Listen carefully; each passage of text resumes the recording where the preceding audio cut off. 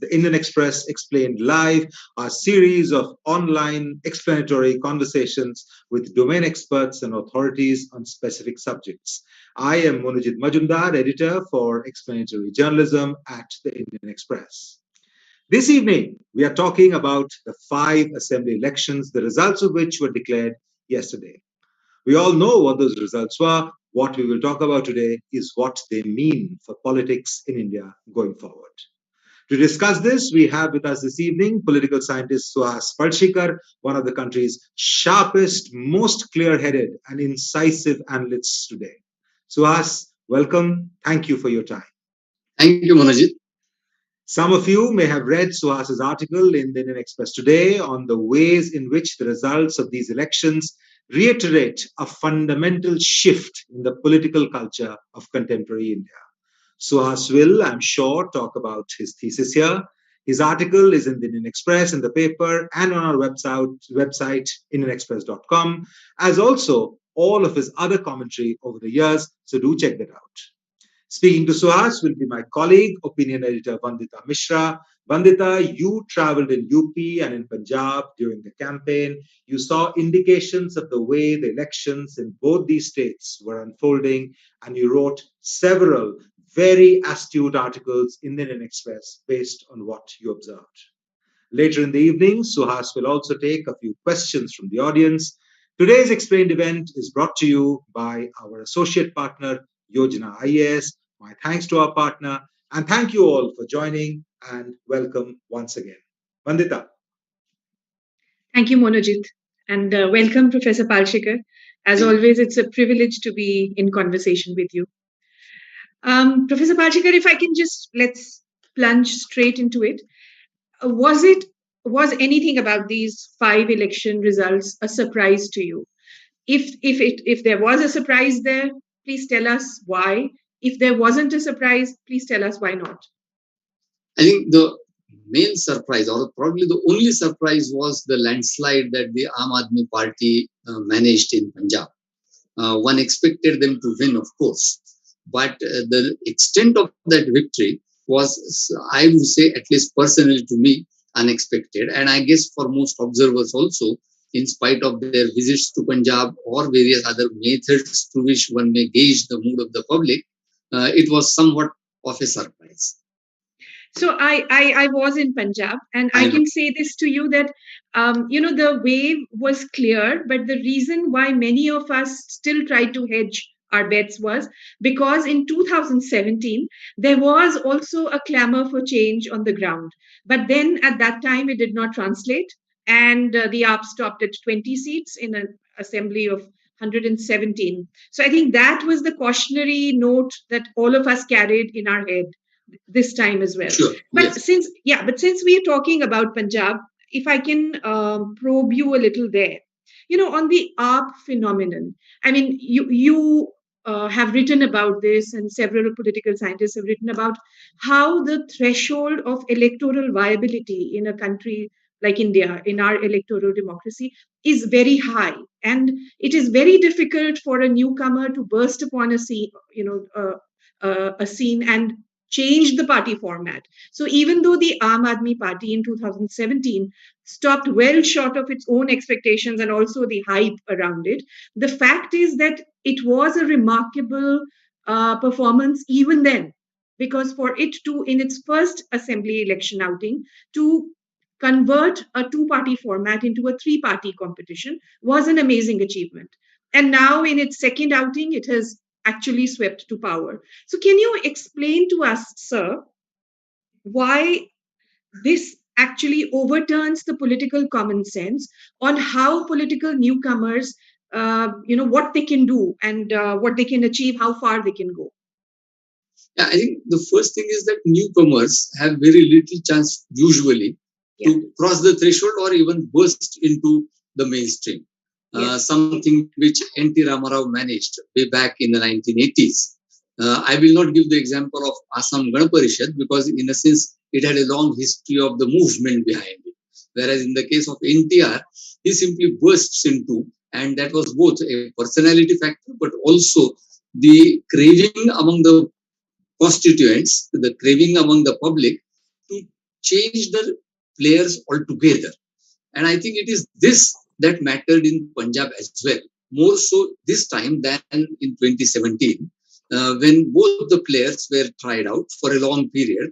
And then the electorate must have thought of seeking an alternative in the form of the Aam Aadmi Party. And that is typical of the Aam Aadmi Party's history so far, because in Delhi also they similarly burst suddenly into the mainstream, sweeping away all the other candidates or contestants in the fray.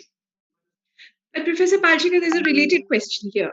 Now, you have the Aam Aadmi Party, which comes from an anti-corruption movement. Basically, the Anna movement is the genesis of the Aam Aadmi Party, becomes a party, and then has this marvelous, short, compressed time frame in which it achieves in Delhi and now in Punjab. But the same does not happen with the farmers' movement. Now, the farmers' movement in Punjab was spectacularly successful. It forced the center to roll back the farm laws. It was long. It was over a year long. It was very much in the limelight. It was, all cameras were trained on it. It was in the national, it was high profile nationally. So why do you think it is that what the Aam Aadmi Party did, in a sense, the farmers' movement could not achieve, and in fact, you have the situation where, except one, all the candidates have lost their deposits. I think one reason, obviously, is that they had pitched themselves as a non-party movement and also kept all political parties away. Professor Palshikar, I'm sorry to interrupt you, but wasn't that what the Anna movement did as well? Till it changed its mind and became the Aam Aadmi Party. True, but that's what I was saying, that in the case of Punjab, then you already have a newcomer which was there since 2017. And my sense is that Aam Aadmi Party capitalized on the disenchantment, disappointments, and also the expectations which the farmers' movement must have kindled during the 1 year long movement that went on, both in Punjab and Western Uttar Pradesh also. But in Punjab, it had a particular vehicle, not in the form of the candidates that they fielded, but in the form of this newcomer, semi-newcomer, let's say, the Aam Aadmi Party. Before we come to UP, one more question. So, do you think the Aam Aadmi Party's performance now, what does it do to the national opposition space? What does it do to the Aam Aadmi Party's own prospects in that space? Every national combination will have now to take the Aam Aadmi Party much more seriously than they were taking earlier. B, in the absence of BSP, the Aam Aadmi Party could actually pitch itself as probably the only multi-state party, that is a party which has presence in more than one state, etc. And if they succeed in Gujarat even partially to emerge as the main opposition, then they would have staked their claim much more strongly by the end of this calendar year. Thirdly, I think also they might now see themselves as steering this national opposition to the BJP. Over a period of time, they would locate themselves as the leaders of the national coalition, whichever form it may take, either pre-election, post-election, but they will be the main players. If we can now come to the big result, the UP result. So, drawing upon also what you wrote for us on our pages today. Now, for many of us, again, who traveled on the ground, the discontent was clear. There was discontent. It was centered around berozgari, that is unemployment. It was mehengai, price rise. There were other issues. There was COVID distress. There was chutta janwar, the abandoned cow issue, cattle issue. Now, the fact is that these issues did not prevail, and the larger appeals to, desh and dharm, country, religion, maybe personality, as you have written, the leadership cult, and also the failures of the opposition, these are what contributed to the BJP coming back to power with such a decisive majority. Is this, do you see this as an opposition failure, that it could not make berozgari, let's say, its big idea? Why is it that berozgari could not become the big idea, and it is only still desh and dharm and personality cult that remain the big ideas in UP? I think I would say that only to a limited extent the opposition can be blamed in this respect, because the Congress party was already making noises as much as it could even before the elections. The blame perhaps lies at the doors of the Samajwadi party, which was not very active during the past 5 years, or at least that is what its critics have been saying. And also the BSP, which has suddenly gone into hibernation. The absence, therefore, of a continuous opposition narrative, maybe for the last couple of years or so, ensured that these various distresses that we pointed out, they did not materialize or convert themselves into an electoral outcome. Structurally, it is also the reason that the BSP and the Congress being so weak or non-existent, it suddenly became a two-party contest. And in a two-party contest, then the strength of the Samajwadi party proved to be inadequate to take on the BJP. So that's the structural reason. But I would say that the main reason, of course, is the discontinuity in the opposition activity over the last 5 years. Here is a party which famously, as it is said, does politics 24/7. And then here are parties which suddenly awaken when elections are around the corner. And then they are no match to the kind of narratives that the BJP must have constructed over a period of time. It's not what they said during the campaign.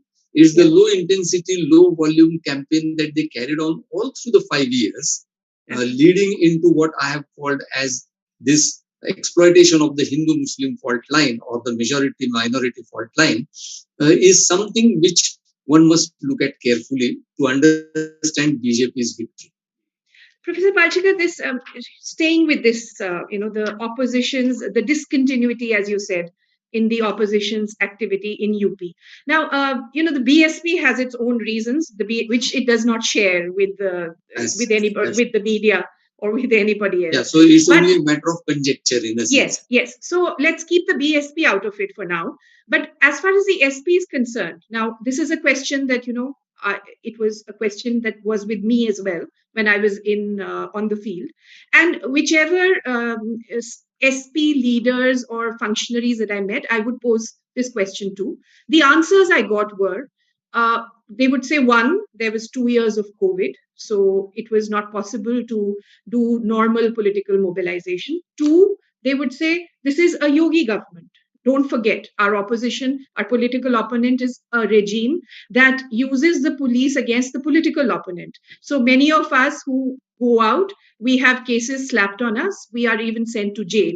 We are, there are house arrests made when Yogi visits a district. So there is that. Then the third thing they will say is that it is the media that blacks us out, that it is the media that does not show us when we turn out on the streets. And so it's a combination of, there is COVID, there is a repressive regime, and there is a media that they see as sold out to the BJP. So how seriously would you take these reasons, and what would you say in response? I think only the second reason that you mentioned, that here was a regime which would practically disallow its opponent to function normally. And by normally, I mean the way in which normally opposition politicians make accusations, engage in various oppositional activities.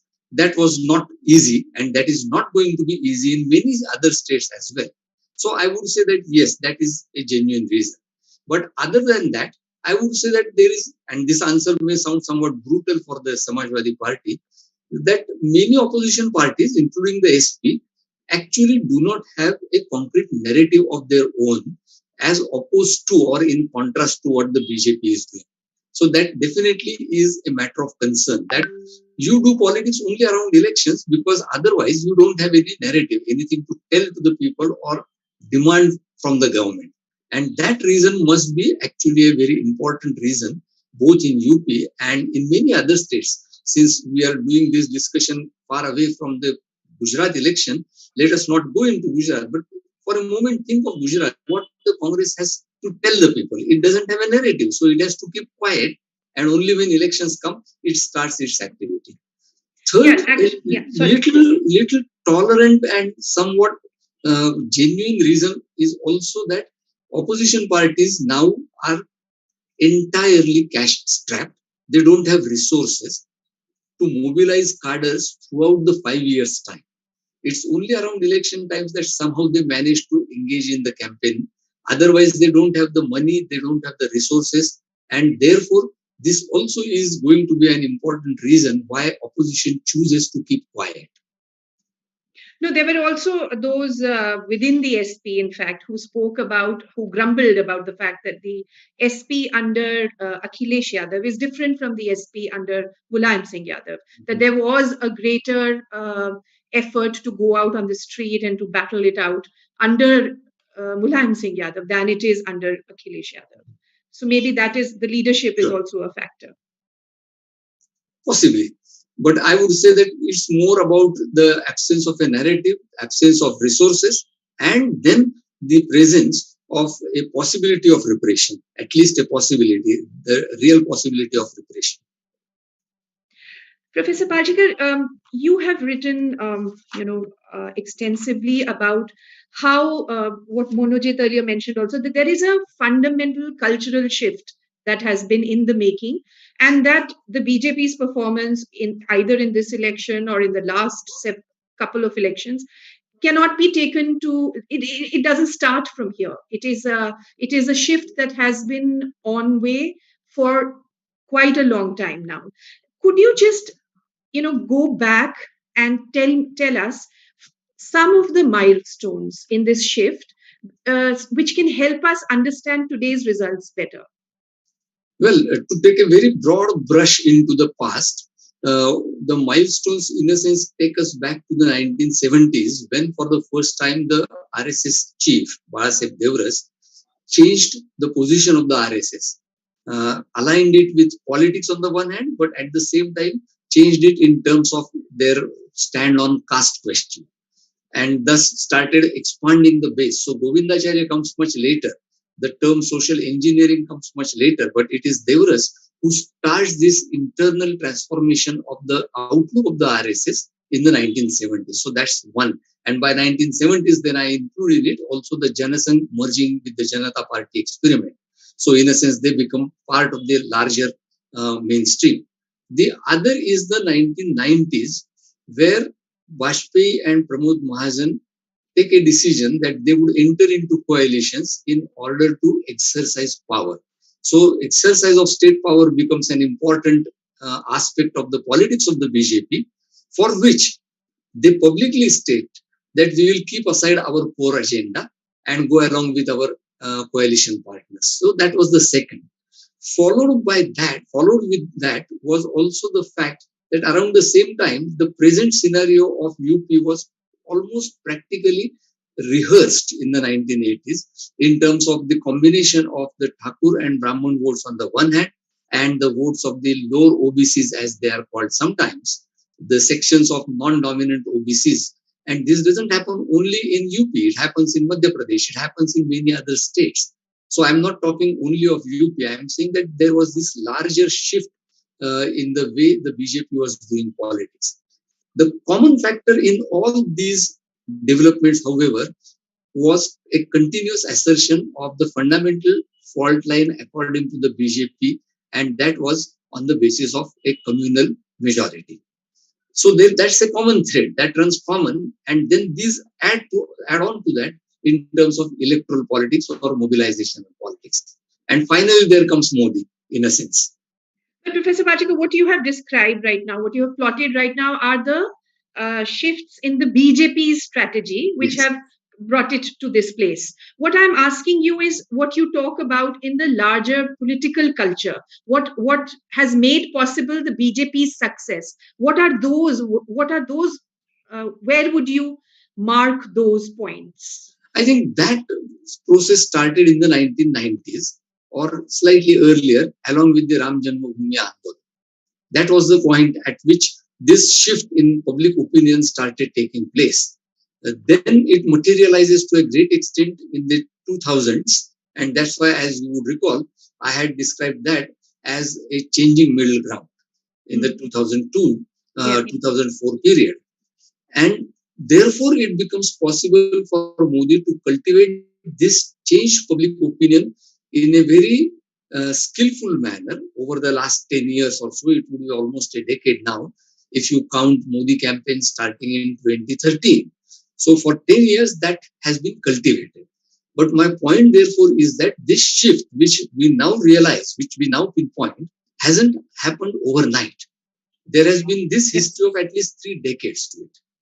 But Professor Palshikar, I'm going to press you here. So, part of Yogi's success now in UP is the fact that he is the wielder of the police, the presider in chief over the hard state, the more unforgiving state, the muscular state. So this yearning for a harder state, a sterner state, a more unforgiving state, where does this come from, and did we miss it so far? When did we see it first? I would say yes, we definitely missed it. Students of India's politics as well as observers have generally missed this possibility that hidden in the chaos of the 1990s, there must be a craving for a strong state, and strong state then translates into daily practices as a repressive state. We missed it.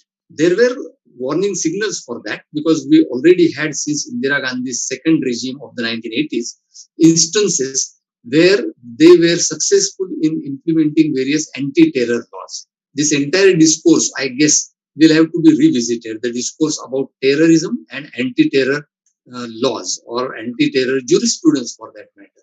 If we revisit that, we will find that there was a creeping acceptance of all these measures, which are now used against the ordinary citizen as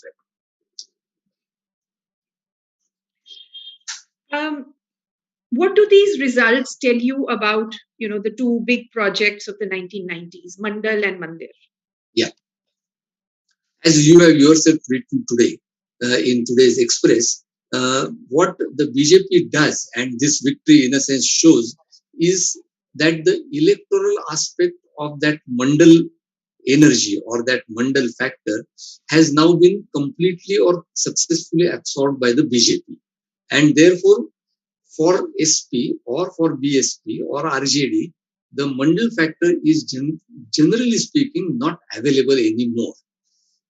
What you have pointed out, I agree with you there, that the currency of that Mandal factor is also lost. But that has been lost much earlier. Now we are, in a sense, witnessing it in larger size or larger proportion. I would argue that that happened during the 10 years of Congress rule between 2004 and 2014. That had already happened. On the other hand, and that is where, again, the perseverance of the BJP comes into play, the resonance of the Mandir factor remains intact even during those 10 years of Congress rule. It was on the back burner. Nobody was talking about it, and one thought that the matter has been now resolved. The Hindu-Muslim question, majoritarianism, these have been resolved, but they were not. And suddenly they erupt in 2014. My sense is that what happens during this period is that it remained as a very active player in India's politics, but an invisible player in India's politics, which had emerged in the 1990s. So if you look at those two, as you say, drivers of politics of the 1990s, the one subsides and the other, in a sense, re-emerges in 2014, 2014 onwards. Professor Palshikar, you mentioned this, the Hindu-Muslim. Now, the Muslim question. Now, when you go to the Muslim Mohalla now, in this campaign, for instance, you find there is a certain kind of resignation, there is a certain kind of, helplessness, a cynicism, even, in fact, a calm acceptance, that, the BJP is here to stay. It is a party that will not give the Muslim, representation, won't give them an MLA or an MP. But, the barest minimum is what the BJP promises as a maximum to the Muslim, which is that you will get, the benefits of schemes that everybody else does. So you are the beneficiary, you are the labharthi, that's it. what do you see as the way forward now here? For if you were a Muslim in UP, where would you seek hope? You're right. I think the question is a very disturbing question, and we normally don't consider the question at all. What it means to be a Muslim, either a poor Muslim or a middle class, upper middle class Muslim as well.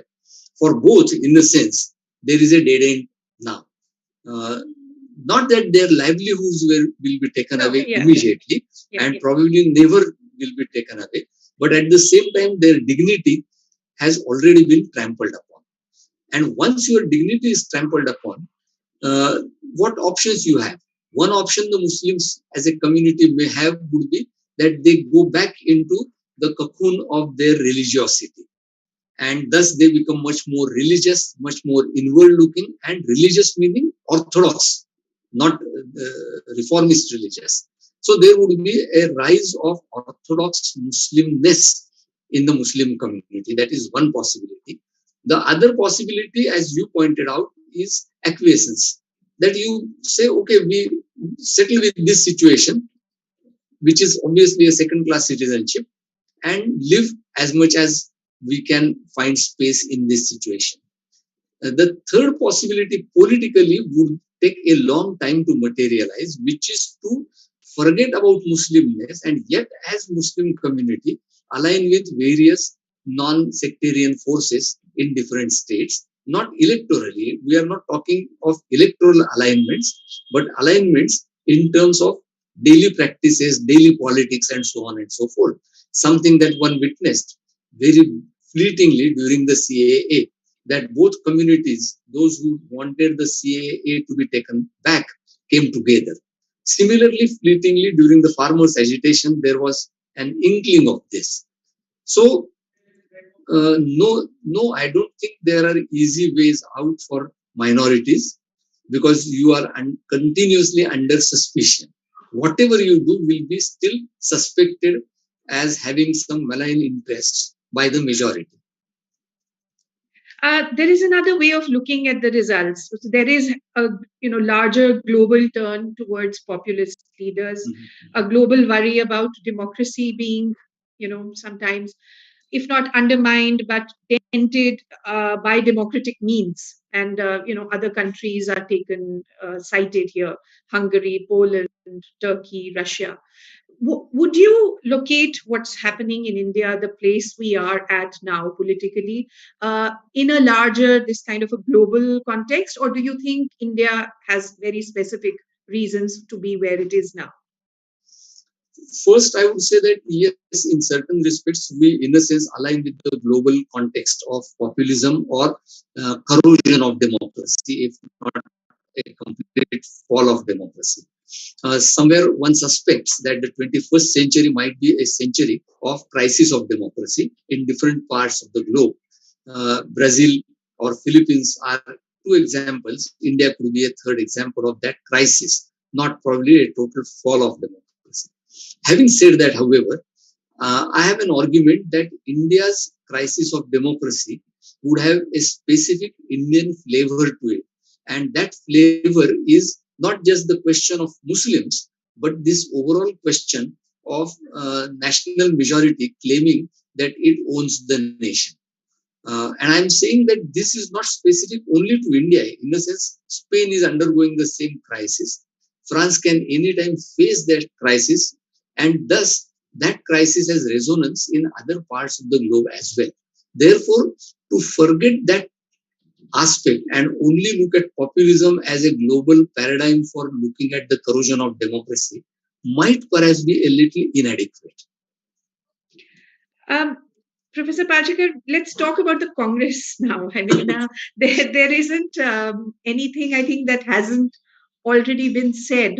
And now you have the Aam Aadmi Party also very,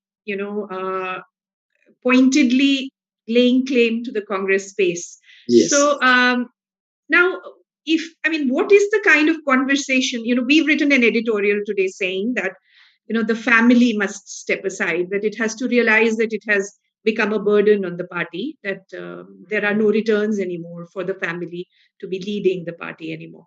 So how would you look at that argument? Because there are people who would say, no, that is not the answer, that the answer lies elsewhere.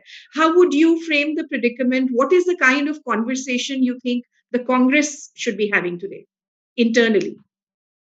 I think I would say that the question whether the family controls the party or not is somewhat secondary to the point what does the family do to the party. Uh, I'm not taking any particular stand on the question of family, the Gandhi family controlling the party or otherwise. The question is, does that leadership deliver anything to the party? That really seems to be the question. And as to the conversation, I think there seems to be no conversation within the party at all. And that is why one expects that that conversation will begin. Among the leaders, whoever are the leaders, but they at least have two chief ministers, a few ex-chief ministers with whom that conversation can begin. This cluelessness, and UP perhaps is an excellent example of that cluelessness, because having been out of power for so long, there was just no chance for the Congress party to really make any major gains in UP. So one doesn't understand why the party, or at least Priyanka Gandhi, chose to invest so much energy in UP instead of investing energy of the party in Uttarakhand or Punjab for that matter, or Goa for that matter. These are smaller states, they are much more manageable. So they could have done that. I don't know what kind of conversations went on within the party about this question of Priyanka Gandhi full-fledgedly plunging into UP alone. I don't know what was the logic behind that. So this, you mentioned Goa, Uttarakhand, Manipur, Punjab. Now, if you look this election, what it also does is just points out the spread of the BJP. There is UP and Punjab here, and then there is Goa, there is Uttarakhand, there is Manipur. So, you've also talked of the fact that now we should call it a one-party dominant system, which is led by the BJP, which at one time used to be led by a very different Congress. So, what is the difference between the Congress dominance that lasted several decades and the BJP dominance that seems set to do that as well? I think one major, all the points that I have mentioned in today's piece would be useful to compare the two dominance systems, or two systems of dominance. But more particularly, I think the hard state was practiced by the Congress only very briefly and in an infamous manner in the mid-70s. But whereas here, there is a normalization of the hard state carried on by the BJP. So there is a difference between the two parties, which is of a fundamental nature. I would also suspect that though the Congress did take cynical advantage of the Hindu-Muslim question from time to time, the Congress never turned itself entirely into a majoritarian mouthpiece or a majoritarian political instrument. And that's why I would still say that whereas the structure of competition is the same in the case of the Congress dominant system and the BJP dominant system, as some scholars have pointed out, the BJP dominant system is actually a less democratic system than the Congress dominant system. There is also now the rise of Yogi, and it is an interesting phenomenon, particularly because it doesn't happen in the BJP. The BJP so far had the cult of Modi, and every chief minister was subservient or entirely beholden to the Modi phenomenon.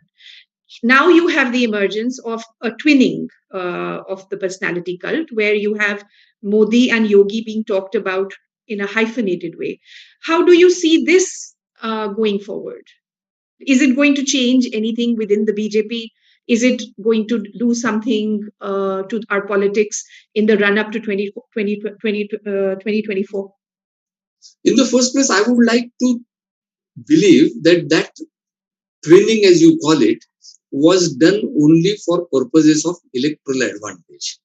But if it were actually going to be a durable pattern of leadership in the BJP, that surely is going to create further tensions and crisis situations within the party, because the party, as it is now currently in existence, is just not used to that kind of uh, sharing of leadership and sharing of credits. That sharing just cannot happen, and you cannot have two leaders of the same psychological makeup who want to continuously focus the limelight only upon themselves. That coexistence is going to be a very tough call for the BJP.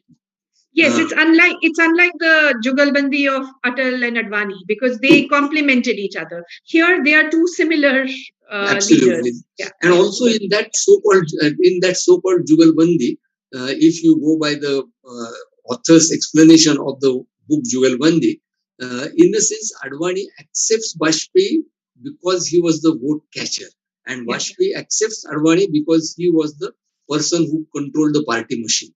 That kind of an arrangement doesn't exist here today, and therefore, if it is really a twining of the two leaders, then that is going to be a very, very fascinating tussle within the party.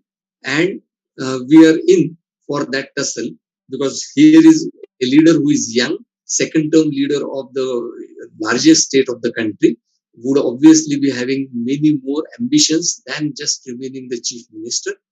And here is a prime minister who thinks that he is the Bharat Bhagya Vidhata. They just can't coexist. No. So we've talked a little bit about the opposition. We've talked about the Aam Aadmi Party as well as the Congress. But if I were to ask you now as a broader question, what do you see as the shape of anti-BJP politics or non-BJP politics today? You have hinted a little bit in your Yes. piece today, but if you could just build on that. There are various models which are being sort of tried. One model is pre-election alliances, and the other model is a post-electoral arrangement. But in any case, you will realize that all discussion centers on what kind of coalitions the non-BJP forces can build. So the first thing is very clear that there is no single challenger to the BJP, and I don't think that there would be any two opinions on this. Even Congress, in its own mind, would agree with this, and I think it is better if they accept it publicly the sooner. That we are not the only challengers, we are not the only inheritors of the democratic ethos of this country, so that there are many more conversations possible. The trouble, however, is that what kind of conversations there can be. Because as I have hinted, the BJP has not only changed the public mind, it has also changed the terms on which politics can be done now. And therefore, if you want to oppose this BJP, then one road that you can adopt is simply to talk BJP's own language. People usually talk of this as soft Hindutva or Team B. These are more popular labels for the same. But the point is that if you want to survive in this politics, you have to speak the same language, operate within the same framework that the BJP has imposed.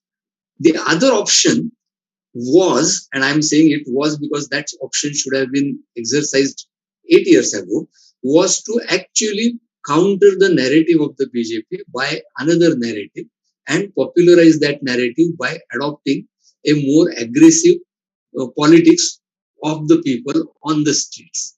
That, I think, opportunity has been lost, which then means that such a politics can now happen only 10 years onwards, not today. And if one is thinking of 2024, then that politics is not simply not available. Therefore, this limited politics of coalitions and blocking the BJP electorally is always the only step which will be taken. Small movements, small organizations, and civil society resistances may take the second road, whereas electoral politics will have to confine itself to this very limited, confined role of electoral coalitions to block the BJP. So, of the political parties that are there in the fray opposing the BJP, do you see any glimmer of political imagination or daring or at all? I mean, or are you completely gloomy about their ability to put up a fight. I don't know whether it is fair, but I would think that there doesn't seem to be even a realization of what the danger BJP brings to them. Look at the Telangana Rashtra Samiti, for example. They equivocated so long, and now they are talking of an anti-BJP or non-BJP forum, etc., which simply means that they didn't realize what danger the BJP was bringing on to them. The same is true of Naveen Patnaik's Biju Janata Dal. Whereas on the other hand, you have parties like the DMK or parties like the TMC, which at least have realized that there are greater dangers involved, and therefore they are talking, or at least trying to talk, different languages. And I think one of the languages they are talking of is the language of center-state relations and federalism. Because the emotive pitch that the BJP has adopted for its nationalism is such that you can't really counter their nationalist ideas, however wrong the nationalist ideas may be. But these parties are talking of financial share, constitutional position of the states, and through that they have opened up possibilities of internal collaboration. That apart, I don't see anyone really doing anything very special. DMK probably is the only party which has that possibility of arguing differently. TMC has not argued anything differently yet. I'll just ask a couple of more questions and then we'll throw it open to the House. So one more thing, what then do you see as the signals to be drawn from this set of assembly election results for 2024? There is always a temptation to characterize elections as second round, third round, semi-final round, and so on and so forth. And that temptation is not avoided even by the Prime Minister himself.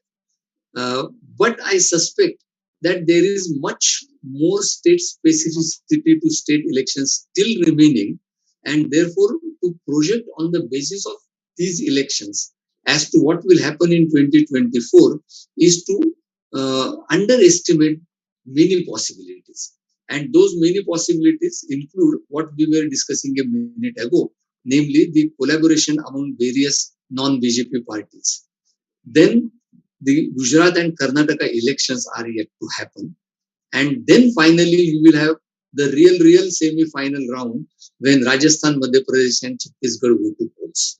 What these elections show is simply this, that if opposition parties continue to operate in the same manner as they have been operating so far for 7-8 years, then they will be opening the doors for the BJP to a smooth cakewalk in 2024. That much is definitely hinted by these elections. Beyond that, everything is still open. And I would not want to foreclose all options and possibilities as far as electoral possibilities post 2022 are concerned. I'll just ask one last question, Professor Palshikar. So, about the women's vote, much has been said about it. Now, the BJP is claiming that much of their victory is, on the back of the women's vote. What do we know about this women's vote? It is talked about a lot. We know that the turnouts are going up. But beyond that, beyond the fact that the women's turnout has not just matched the male turnout, but also overtaken it in many instances. Beyond that, is there a woman's vote? Do women vote differently? What is the data available with us from this election or the previous ones? What does it say to us? That's a complex question because it is both yes and no. And people might think that I'm trying to really hedge the issue, but I will try to explain. What happens is that increasingly, it is suspected that more and more women are voting for the BJP in different elections. What is called this gender advantage is now lying with the BJP rather than with other parties. It used to be not so earlier, isn't it? It used to be more with the Congress earlier. Yes. But with a caveat. The caveat was that women used to vote less in those times. Whereas now, as you pointed out, women are voting more than men, and the BJP is having or suspected to be having an advantage among women voters, which then makes the BJP a very comfortable winner in most elections. Having said that, the complication arises because while women are voting BJP more, evidence suggests that, and there has been a study on this actually, evidence suggests that women vote in the same direction as the men folk of that particular community. So if you are talking of upper castes, for example, Brahmins and Thakurs, then if they are voting for BJP, men are voting for BJP, more women from those communities will vote for the BJP too. And that is something which makes this entire question of women's vote extremely complicated. We still don't have evidence to say that although Yadav men vote for the Samajwadi Party, Yadav women vote for BJP. That kind of agency still does not seem to be in evidence. To put it therefore coarsely and crudely, women are voting more for BJP, but they are voting in the same direction as the men from various communities. And therefore, the community fault lines in our politics still remain relevant for any analysis. I'd now like to invite Sanjeev Navangul from Bharat Serums and Vaccines to please ask his question. Mr. Palshikar, I want to ask you a little non-political question today. The question is like this, that such elections and such election victories, would they prompt BJP government at the center now to refocus itself on economic reforms? Because with the farmer agitation and all, many of the economic reforms we felt started to get derailed. But will it give it more authenticity to go more into economic reforms? There is one political reform story or political agenda is one side, but the economic agenda is on the other side. And sometimes economic agenda depends on what kind of pressure they can hold on to. And therefore, is the current situation more ripe for them to get into a more economic agenda-driven reforms? I think no. I would say that that's not likely to happen because the BJP has chosen a particular economic agenda and they are sort of pushing that economic agenda slowly throughout these 2-3 years or even earlier, and they will keep doing that rather than bring economic reforms as a big bang policy measure. They won't do that. I think they are smart enough not to do that because again, it has been suggested by many scholars of India's economic reforms that economic reforms in India succeed only when they are brought about in a graduated, slow manner rather than with much fanfare and publicity. The evidence of the farm bills, also suggests the same thing. Rather than trumpeting that we are now reforming agriculture sector and bringing 3 bills at one go and then having had to take them back, it would be much prudent for the government, and the government must have learned its lesson, that it would be much better to go step by step, slowly.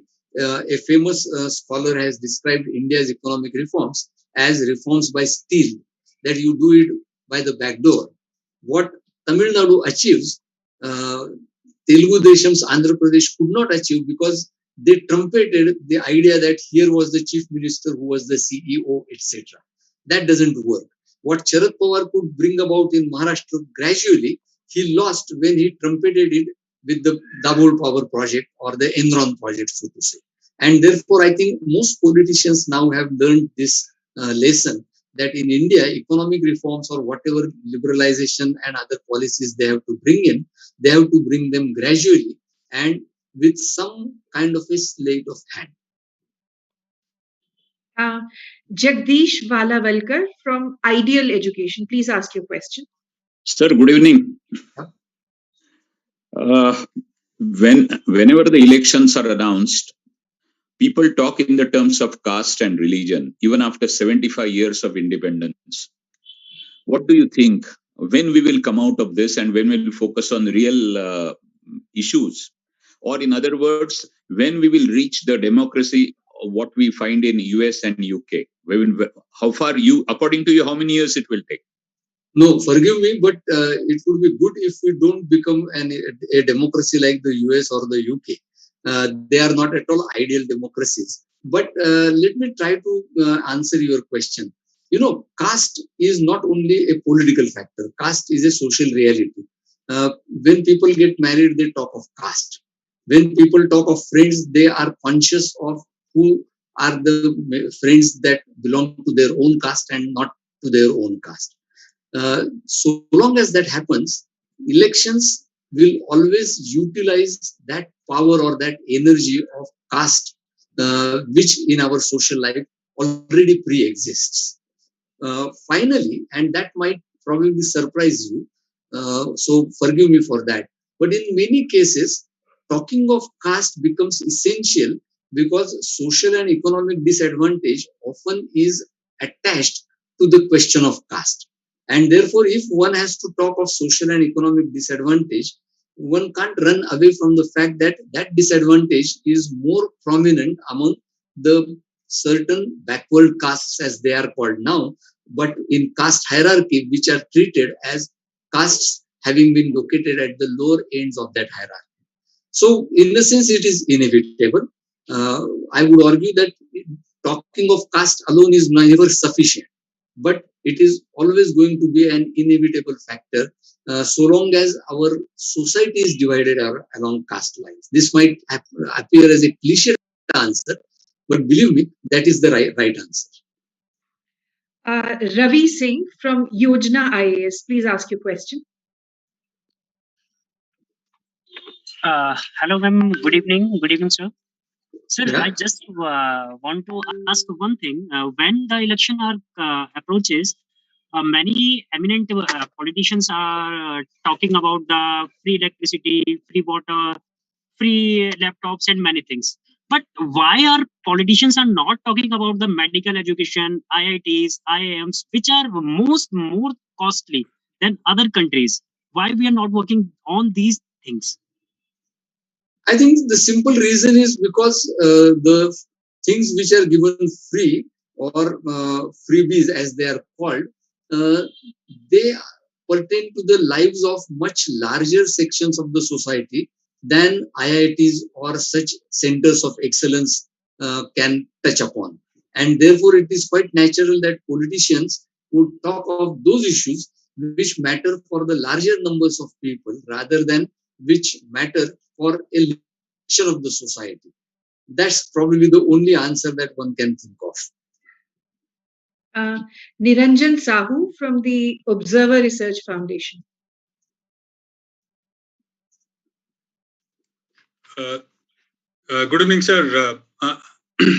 It's very, very interesting discussion. I have been, following your writing and your lectures regularly. So a couple of questions that actually came to my mind is, one is, of course, I've already written, which you have written, but in the current, scenario in which BJP have swept over, 4 states, including the Uttar Pradesh again.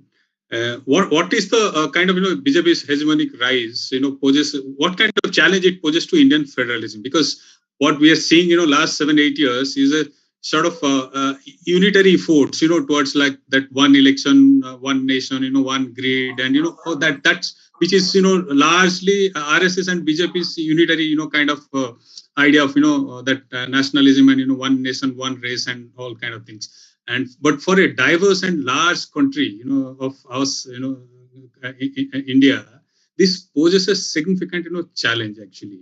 So how do you see this actually going to be played out over the years? Because we are seeing, increasing like DMK and TMC, many other are, opposed to those ideas. Is that going to create a kind of, deadlock in governance, in center-state relations, breakdown?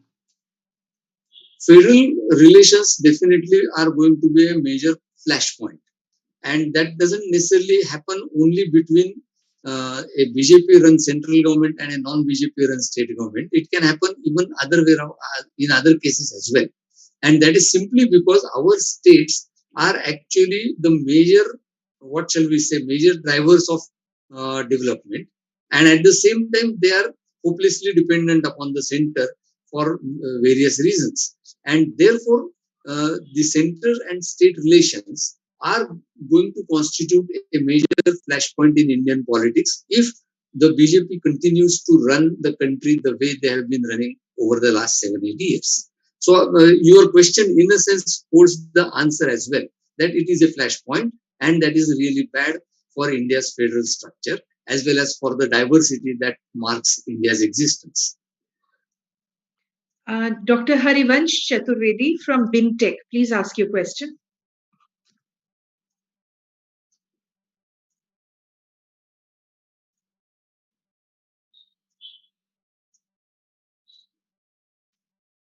Is Dr. Chaturvedi there?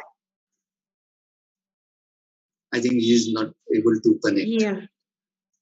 Then we can go over to the next question. The person with the question is Karthikeyan Raman from the Aditya Birla Group. Thank you, madam. Thank you, sir. So I feel that there are two other things which the BJP have done better in the last 7-8 years. One is that ground level planning of booth level planning. That is one thing that which has happened. And second is there is a notion that there is no alternative to the BJP. That is also a major factor which has helped them hold on to power for so long. And so coming back to your statement that the alternative narrative, which maybe the opposition should have come up in the 2014 itself. Do you feel that just the pre-poll and post-poll alliances will be able to stop the BJP, or the narrative also has to be some alternative vision has to be there for the country for the people to choose an alternative? As I said, the ideal situation is that there has to be an alternative narrative. When that is not possible, there is a reliance on only coalitions. That's what I said. And therefore, I entirely agree with you that once there is a hegemonic party like the BJP, there has to be an ideological as well as social construct or narrative, which is an alternative to that hegemony. But at the same time, the very trap of hegemony is such that when there is a rising hegemony, you can't really have a counter narrative very easily shaping in the society. That is the trap through which we are currently going. So while I agree with you, I think that the order of the day would be only limited coalitions of pre or post-election nature. Professor Palshikar, if I can butt in here with my question. So this this alternative narrative, the best case scenario that you are saying for the opposition is that it has a coherent, articulate counter narrative.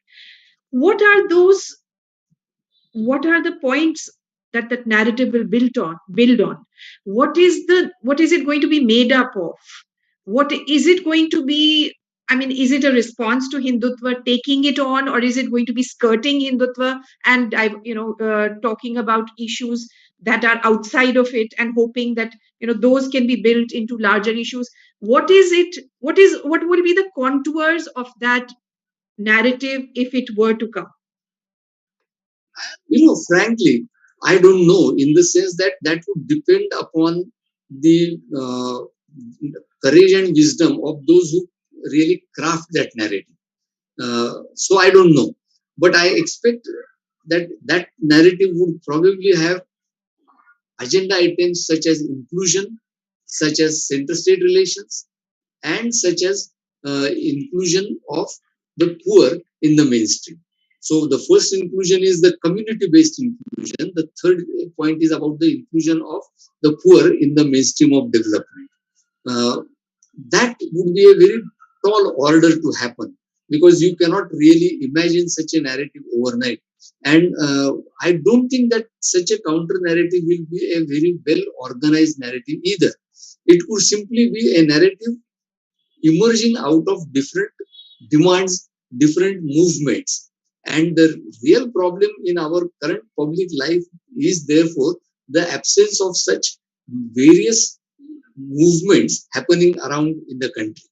They don't have to be started only by one party. It's not a kind of one party dominance and therefore you have a counter party dominance. That is not necessary. It's only that you have to have a large number of ideas coming up My complaint is that we have stopped even throwing up ideas, leave aside narratives, and therefore we don't have any strong, concrete, or well organized narrative countering the BJP, even after almost a decade of the second rise of the BJP. I would like to ask Pradeep G. More from the Dalit Foundation to ask his question, please.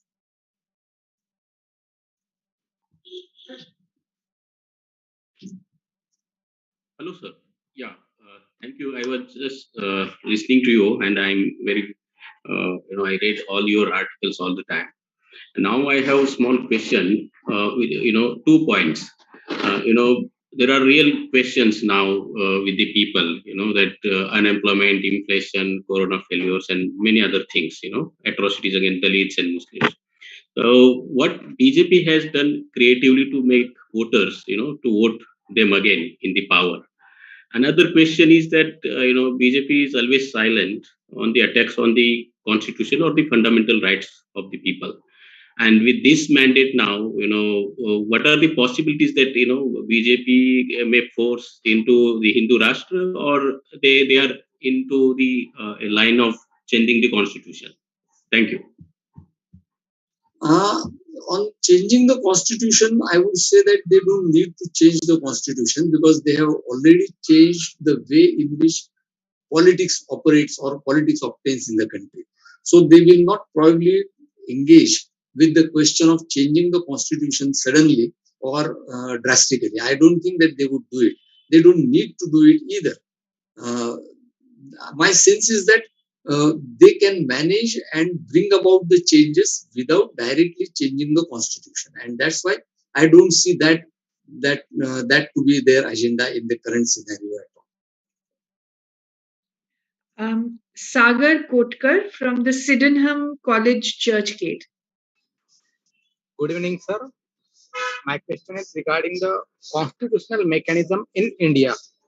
Regarding that, we say constitution, it is of the people, for the people, and by the people.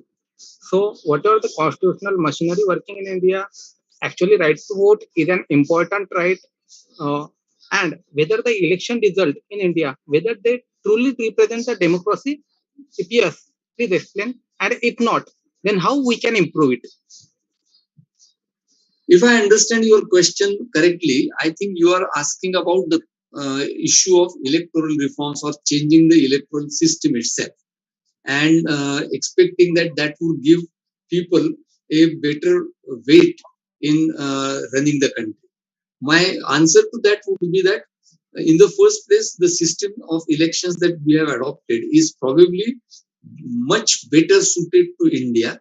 And secondly, voting percentage and other parameters of success of electoral system are robust in the Indian context. I don't think, therefore, that any drastic change in the electoral system is required at this point of time. The last question is Deepak Raval from Nokia. Hello, Professor Kejriwal. Am I audible? Yes, yes.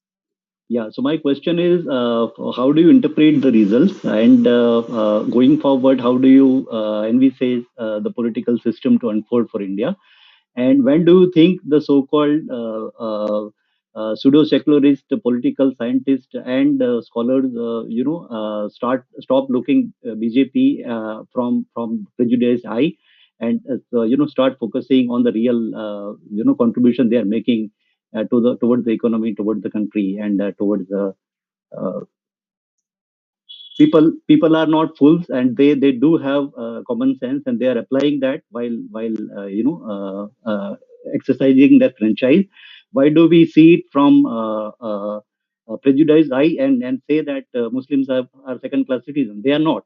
They get the same ration, they get the same vaccine, they get all the opportunities that others are getting. So why do we kind of polarize the things? That's my question. The answer to your question would probably require a longish debate on each of the points that you have made. And obviously, this is not the forum where we can do that. So the only limited answer I can give is simply this, that where you started, how does one look at the outcome of these elections? And the answer to that question simply is that I have not said, and I don't say that people are wrong. What I have said is that a certain approach to politics, to power, to society has been adopted by the people.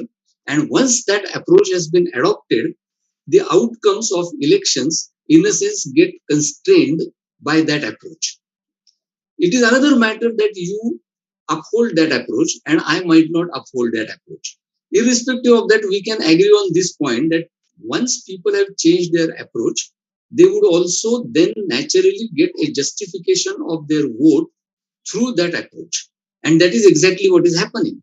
So when the BJP gets elected or re-elected in a number of states again and again or for the first time, my only explanation is that the BJP is getting elected because a certain change has happened in the overall structure of public opinion, as a result of which certain political outcomes become possible.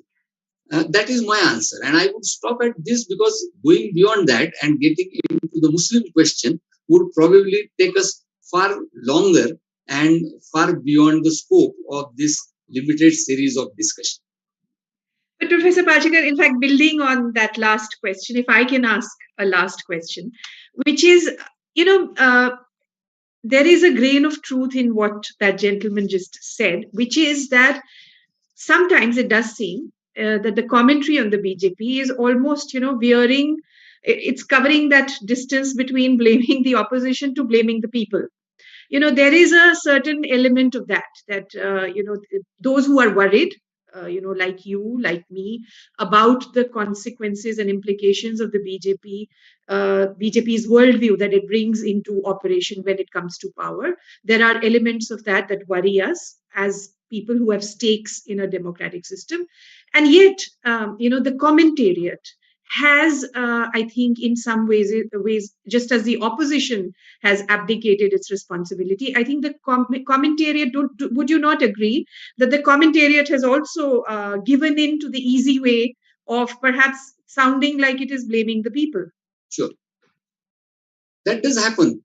And I think it's not a question of blaming the people. What the commentaries are short of is to say that there are certain limitations of the democratic structure itself or the democratic politics itself all over the world. And I'm not saying this only about India. And I'm not the only one or the first one to say this. Scholars, commentators, and philosophers have always pointed out that democracy always has this danger of getting waylaid. And that is precisely is about the book which has been making news currently on American democracy. The book itself is titled How Democracies Die. And the book actually argues that democracies can die through internal democratic methods and measures themselves. The French Revolution, which was a democratic revolution, was also similarly cut short by the idea of guillotine, because the guillotine was seen as an expression of popular sovereignty. And once the guillotine was seen as an expression of popular sovereignty, you can guillotine democracy with the use of guillotine itself. This is something which has not been properly articulated in the public domain in our country. And as a result of that, all critics of the BJP somewhere seem to be veering towards blaming the people. I think that there might be a correction required in the way one puts it. And just in a small moment, I will explain to you what I mean by this. In today's piece, I have used the term that there can be a template to explain these results as people being misguided. I have not said that I am giving that explanation. I am saying that there can be such a template. Now, a gentleman on social media has castigated me precisely on the point on which the other gentleman here was claiming that I am blaming the people. It's not a question of blaming the people. If you have certain values, then from the perspective of those values, you will try to estimate what the people have done and then come up with an explanation as to why the people do this. It is another matter that I don't like or you like what the people have done. I think that is a level of political analysis which is very difficult to attain in our public discourse. And that is why you are right, and the other questioner was also right, that many times our criticisms or our analysis tend to blame the people, which actually they don't in most cases. There would be scholars, there would be commentators who might be blaming people, but I think I am quite conscious of this point when I write that I don't have to engage in claiming that people are wrong and I am right. That's not the way you do analysis. Thank you so much, Professor Palshikar. I mean, it's always such a learning experience to talk to you or to read you, and we hope to continue to do that. Thank you for your time, and I'll hand this back to the Explained editor. Thank you very much, and thanks to all the questioners. Thank you. Monojit? Ma'am, I think he's caught up somewhere. He just asked you to thank everyone. Yeah. So thank you, everyone. And Professor Palshikar, we will continue this conversation. Yes, we will be in touch, and best wishes to everyone here, and many thanks for their questions. Bye. And thank you to Yojana IAS. Yes. Thank you. Bye. Bye.